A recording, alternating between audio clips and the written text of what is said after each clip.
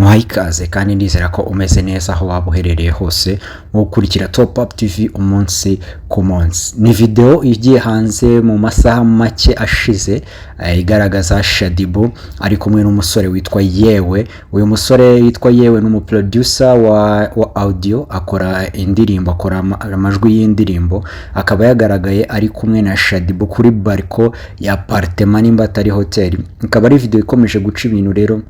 Uyu Yewe ni umusore ukiri muto cyane ugereranyije na Shaddy afite abana babiri kandi arakuze cyane mu myidagaduro, arazwi.